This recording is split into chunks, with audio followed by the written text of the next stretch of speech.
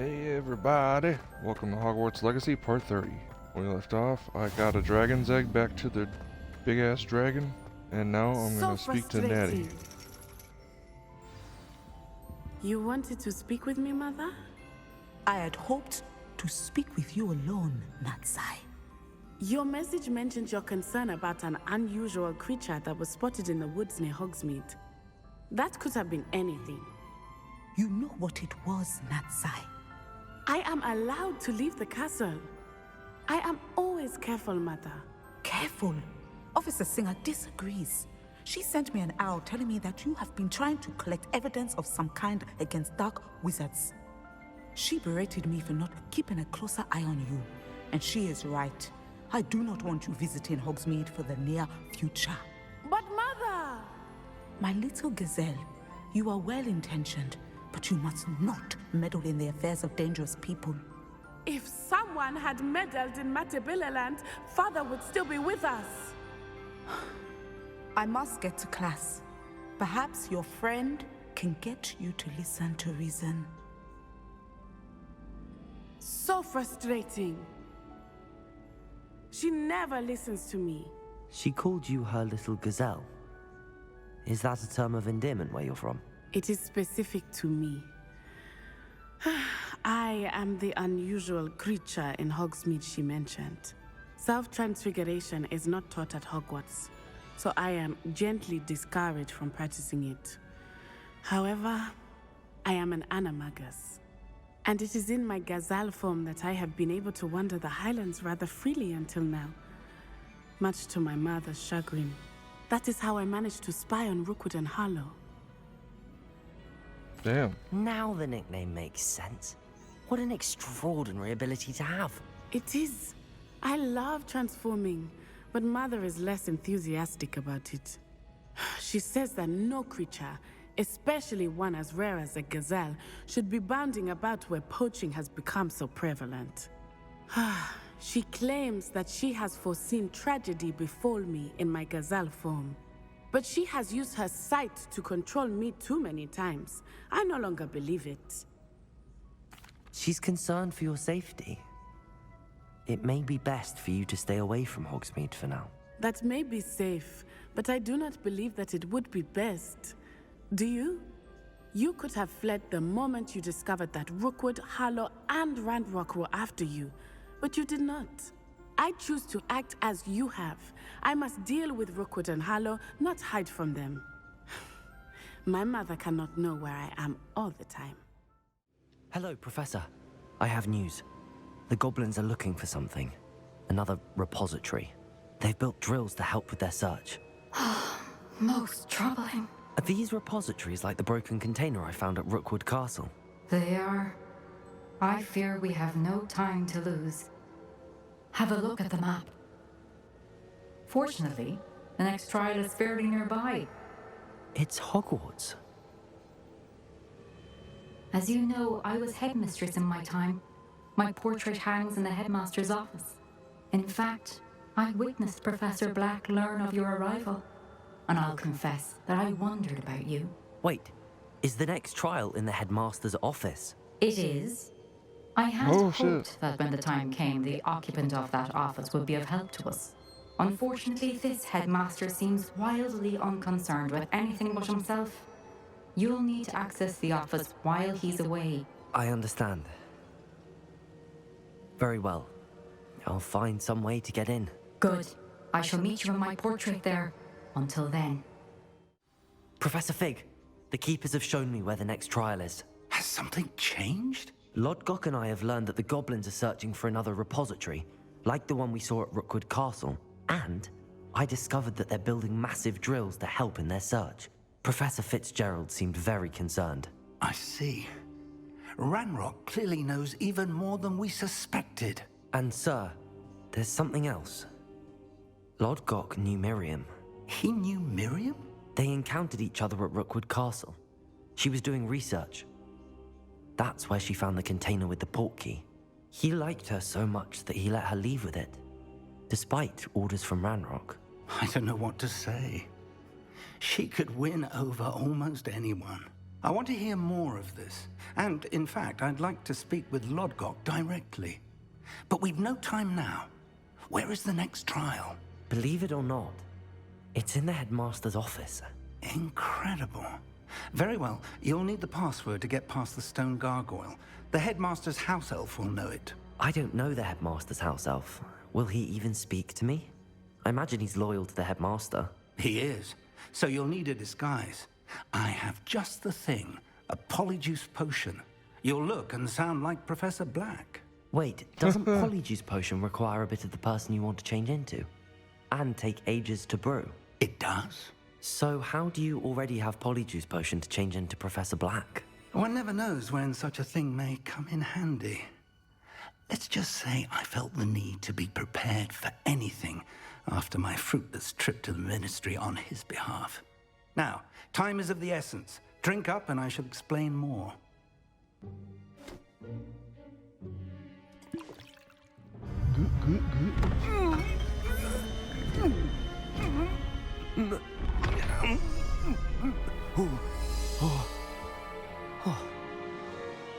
Mother of God. How do you feel? Incredible.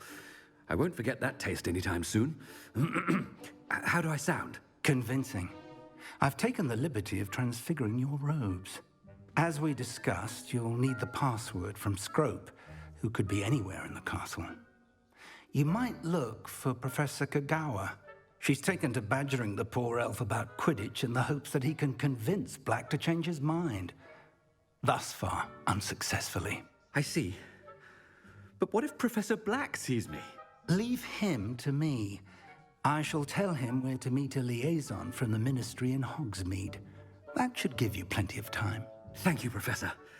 I suppose we'll meet again in the map chamber. It's rather strange to hear gratitude coming from Professor Black. I'll see you there. Now to find the headmaster's house elf. I'm a dick.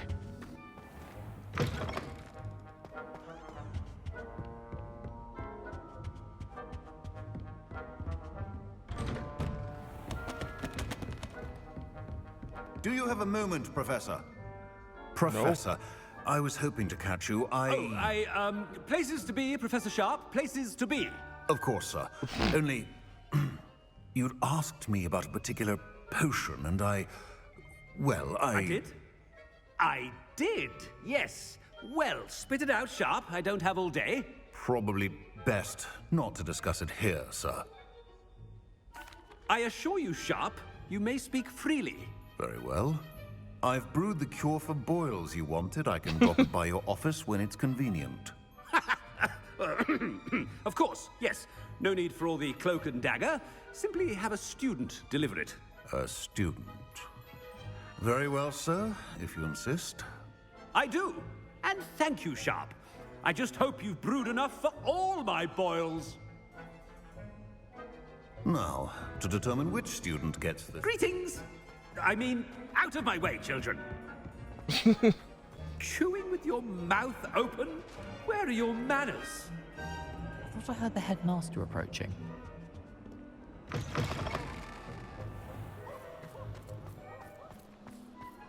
I like the Christmas decorations. Oh my God. I wonder almost daily why I accepted this appointment from the... Professor Black, how are you, sir?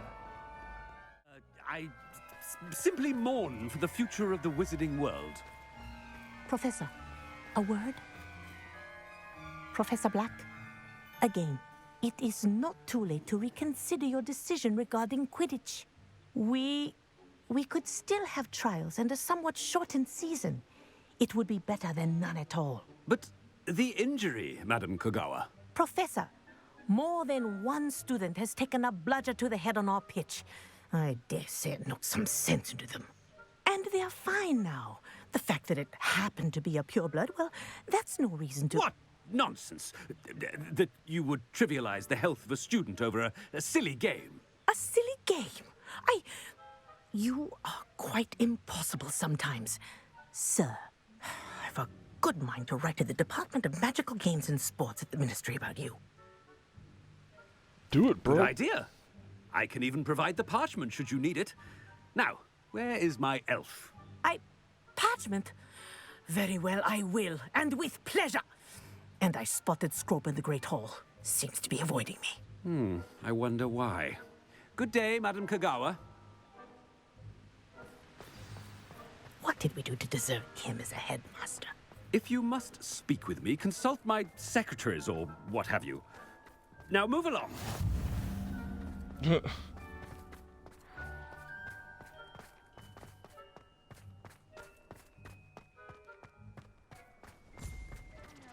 the headmaster, and he's coming this way.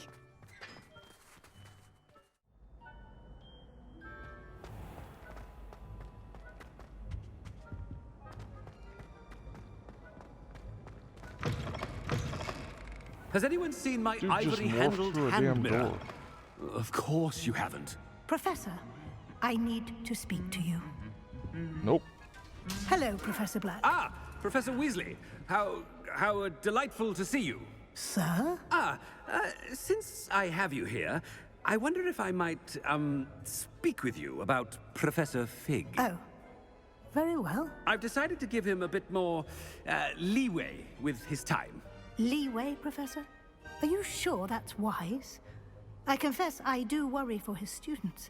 He's rarely here as it is. Ah, well, yes. He's handling some official ministry business for me. I see. But, sir, if I may, I am wary of how much time the new fifth year seems to be spending away from the castle, supposedly on Professor Fig's behalf. I've heard unsettling rumors of their escapades. Everything from sneaking into the Forbidden Forest to confronting Ranrock's loyalists and Rookwood's lot. What? Goodness. You cannot believe everything you hear, Professor. No, you cannot.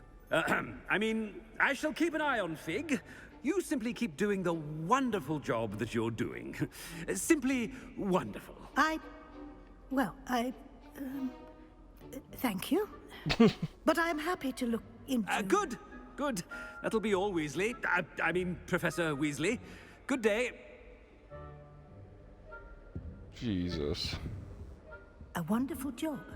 Leeway for Professor Fig. I shall never understand that.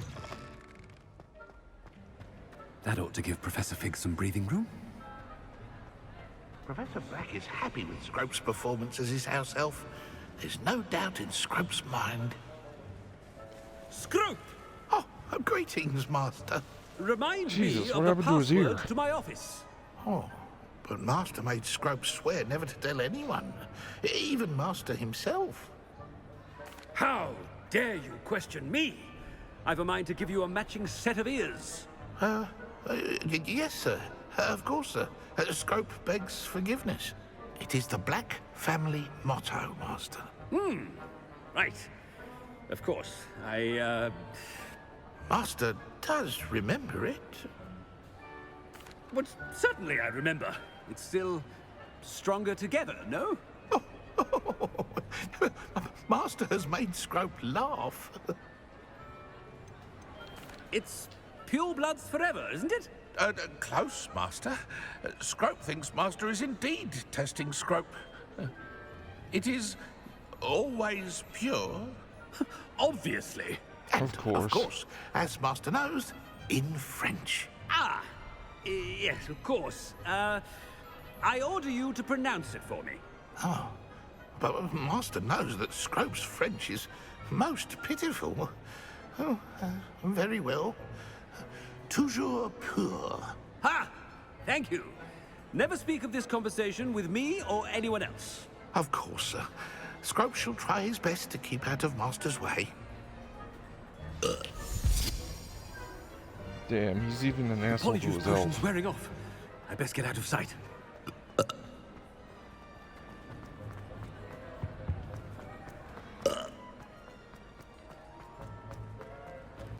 Made it just in time. It's wearing off. Fig was right. I can't believe it worked. Now to speak the password to the gargoyle. Alright, well I gotta pause it. Thanks for watching, and I'll see you in the next one.